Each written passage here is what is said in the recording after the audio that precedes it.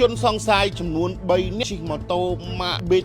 សខ្មៅបានធ្វើសកម្មភាពបញ្ឆក់ទូរស័ព្ទពីក្មេងប្រុសម្នាក់កំពុងតែយល់រឹងលេងទូរស័ព្ទរបស់ខ្លួននៅក្រោមនឹងរោងនៅក្បែរផ្ទះតែម្ដងជនសង្ស័យហ្នឹងគឺបានឃើញបាក់ក្មេងហ្នឹងគឺកំពុងតែអង្គុយនៅខាងក្រោមរោងដោយជាអង្រឹងលេងទូរស័ព្ទយ៉ាងសប្បាយស្រាប់តែជនសង្ស័យបានជិះកវ៉ាល់មកជុំទៅពីជុំរួចក៏ឈប់ម៉ូតូហក់ស្ទុះយ៉ាងស្រេកឃ្លានទៅឆក់ទូរស័ព្ទពីដៃបាក់ក្មេងប្រុសបាទរួចក៏ឡើងហក់ឡើងលើម៉ូតូជិះរត់គេចខ្លួនបាត់ស្រមោលទូរស័ព្ទខាងលើនេះគឺ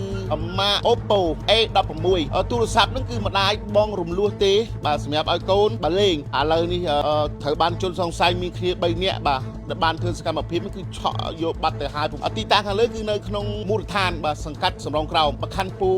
សែនជ័យរាជធានីភ្នំពេញនៅវេលាម៉ោងបាទ11:43នាទីថ្ងៃត្រង់បាទត្រូវនៅថ្ងៃទី18ខែវិច្ឆិកាឆ្នាំ2025យើងមិនដឹងថាជនសង្ស័យទាំង3នាក់គឺដាច់យ៉ៃដាច់ដាបមកពីណាទេសូម្បីតែទូរស័ព្ទក្មេងមក Oppo A16 ក៏ធ្វើសកម្មភាពឆក់ពីក្មេងដែរបាទនេះហៅដណ្ដើមបាទរបស់ក្មេងបាទគេហៅថាលួចរបស់ក្មេងបាទយើងជាមនុស្សចាស់ក៏ដូចជា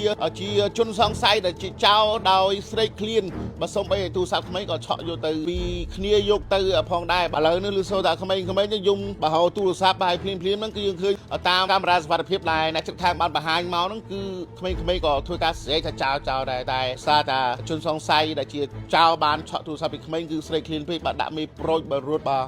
ជិះម៉ូតូបាទយ៉ាងលឿនបាទមិនរំខានទៅដល់កម្លាំងសមត្ថកិច្ចផងដែរតាមប្រភពយើងបន្ថែមទៀតពីបងប្អូនយើងបាទដូចជាម្ចាស់ទូរស័ព្ទផ្ទាល់មកទីតាំងខាងលើនេះសម្បូរទៅដោយចោរឆក់បាទនឹងចោរលួចបាទសឹងតែរាល់ថ្ងៃតែម្ដងអញ្ចឹងយើងជាអ្នកសារព័ត៌មានសូមធ្វើការផ្សព្វផ្សាយនេះគឺស្នើសុំឲ្យកម្លាំងសមត្ថកិច្ចលោកមានវិធានការក៏ដូចជាមានចរិតការយ៉ាងណាធ្វើការទប់ស្កាត់ក៏ដូចជាបង្ក្រាបទៅលើជនសង្ស័យឬបទល្មើសដែលកំពុងតែប្រព្រឹត្តក៏ដូចជាបង្កើតឡើងមករាល់ថ្ងៃនៅក្នុងសង្កាត់សំរងក្រមខណ្ឌពូសាន់ជ័យផងតែម្ដងមកប្រិមិត្តទៅជនសង្ស័យចំនួន3នាក់ជិះម៉ូតូម៉ាកប៊ីតពណ៌សខ្មៅបានធ្វើសកម្មភាពបញ្ឆក់ទូរស័ព្ទពីក្មេងប្រុសម្នាក់កំពុងតែយល់រឹងលេងទូរស័ព្ទរបស់ខ្លួននៅក្រោមនឹងរោងនៅក្បែរផ្ទះតែម្ដងតាមប្រភពព័ត៌មានយើងទទួលបាននៅចំណុចទីតាំងខាងលើហ្នឹងគឺជនសង្ស័យហ្នឹងគឺបានឃើញបាទក្មេងហ្នឹងគឺកំពុងតែអង្គុយបាទនៅខាងក្រោមរោងដោយជាអង្រឹងលេងទូរស័ព្ទយ៉ាងសប្បាយស្រាប់តែជនសង្ស័យបានជិះកវ៉ាល់មកជុំទៅពីជុំរួចក៏ឈប់ម៉ូតូបាទហក់ស្ទុះយ៉ាងស្រេកឃ្លានទៅឆក់ទូរស័ព្ទពីដៃបាទក្មេងប្រុសបាទរួចក៏ឡើងហក់ឡើងលើម៉ូតូជិះរត់គេចខ្លួនបាត់ស្រមោលទូរស័ព្ទខាងលើនេះគឺម៉ាក Oppo A16 តាមប្រភពម្ដាយបានបញ្ជាក់មកគឺ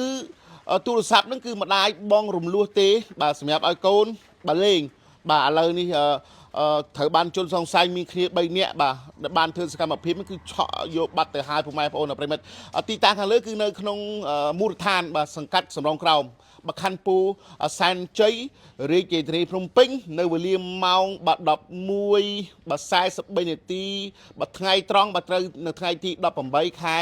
វិច្ឆិកាឆ្នាំ2025តែម្ដងមកប្រិមិត្តជនយើងមិនដឹងថាជនសង្ស័យទាំង3នាក់គឺដាច់យ៉ៃបាទដាច់ដាបមកពីណាទេសូម្បីតែទូរស័ព្ទក្មេងមក Oppo A16 ក៏ធ្វើសកម្មភាពឆក់ពីក្មេងដែរបាទនេះហៅដណ្ដើមបាទរបស់ក្មេងបាទគេហៅថាលួចរបស់ក្មេងបាទយើងជាមនុស្សចាស់ក៏ដូចជាជនសង្ស័យដែលជាចោរដោយស្រេកឃ្លានបាទសូម្បីតែទូរស័ព្ទក្មេងក៏ឆក់យកទៅលួចពីគ្នាយកទៅផងដែរបងប្អូនប្រិមិត្តជនឥឡូវនេះលឺសូថាក្មេងយំបើហៅទូរស័ព្ទបាទភ្លាមហ្នឹងគឺយើងឃើញតាមប្រភពកាមេរ៉ាសុវត្ថិភាពដែលអ្នកជិតខាងបានបង្ហាញមកហ្នឹងគឺក្មេងៗក៏ធ្វើការស្រែកថាចោលដែរតែដោយសារតែជនសង្ស័យដែលជាចោរបានឆក់ទូរស័ព្ទពីក្មេងគឺស្រេកឃ្លានពេកបាទដាក់មេប្រូចបាទរត់បាទជិះម៉ូតូបាទយ៉ាងលឿនបាទមិនបាទរំខានទៅដល់កម្លាំងសមត្ថកិច្ចផងដែរហើយតាមប្រភពយើងបន្ថែមទៀតពីបងប្អូនយើងបាទដូចជាម្ចាស់ទូរស័ព្ទផ្ទាល់មកទីតាំងខាងលើនេះសម្បូរទៅដោយបាទចោរឆក់បាទនឹងចោរលួចបាទសឹងតែរាល់ថ្ងៃតែម្ដងអញ្ចឹងយើងជាអ្នកសារព័ត៌មានសូមធ្វើការផ្សព្វផ្សាយនេះគឺស្នើសុំឲ្យកម្លាំងសមត្ថកិច្ចលោកមានវិធានការក៏ដូចជាមានចរិតការយ៉ាងណាធ្វើការទប់ស្កាត់ក៏ដូចជាបង្ក្រាបទៅលើជនសង្ស័យឬបទល្មើសដែលកំពុងតែបាទប្រព្រឹត្តក៏ដូចជា បើកើតឡើងមករត់ថ្ងៃនៅក្នុងសង្កាត់សំរងក្រមខណ្ឌពូសាន់ជ័យផងតែម្ដងមកប្រិមិត្តទៅជនទស្សនាបាទទស្សនវិជ្ជាក៏ដូចជាកាមេរ៉ាសវត្ថិភាពជីវិតខ្ញុំបាទដូចទៅ